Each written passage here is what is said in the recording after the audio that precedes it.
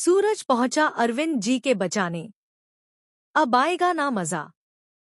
तो देखो पूरा अपडेट। सूरज सिखाएगा बड़ा मजा गुंडों को। क्या एक बेटे की अटूट कसम उसके पिता को मौत के मुंह से वापस खींच लाएगी, या फिर जमीन के लालच में एक पूरा परिवार बिखर जाएगा? यूं तो अपनी पैतृक जमीन और हकों की लड़ाई लड़ रहे अरविंद जी के शांतिपूर्ण विरोध प्रदर्शन में तब अचानक खलबली मच जाती है, जब कुछ गुंडे वहां आकर उन पर जानलेवा हमला बोल देते हैं और उन्हें बेरहमी से पीट कर अगवा कर लेते हैं। इसी बीच दूसरी तरफ घर में मौजूद सूरज जब कंप्यूटर पर उस प्लॉट के कागजात खंगालता है, तो उसके सामने यह अहम सच्चाई उजागर होती है कि वह विवादित जमीन असल में अभी भी अरविंद जी के ही नाम पर दर्ज है और किसी और के नाम ट्रांसफर हुई ही नहीं है। इस गहरी साजिश का पर्दाफाश होते ही सूरज का खून खौल उठता है और वह हर हाल में अरविंद जी को उन खूंखार गुंडों के चंगुल से सुरक्षित बचाने की पक्की कसम खाता है।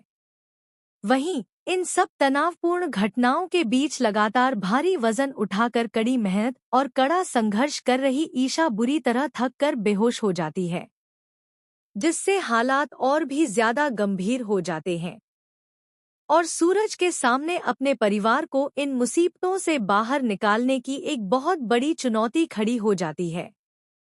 सूरज अपनी कसम पूरी करने के लिए तुरंत हरकत में आता है।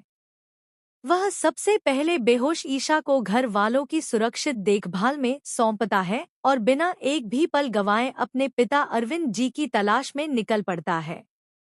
रास्ते में मिले कुछ सुरागों की मदद से सूरज को उन खतरनाक गुंडों के खुफिया ठिकाने का पता चल जाता है।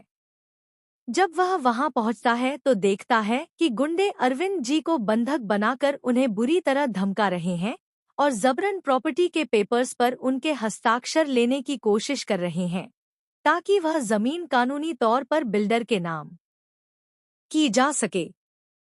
अपने पिता को इस बेबसी की हालत में देखकर सूरज का गुस्सा सातवें आसमान पर पहुंच जाता है और वह अपनी जान की परवाह किए बिना अकेले ही उन हथियारों से लैस गुंडों पर टूट पड़ता है।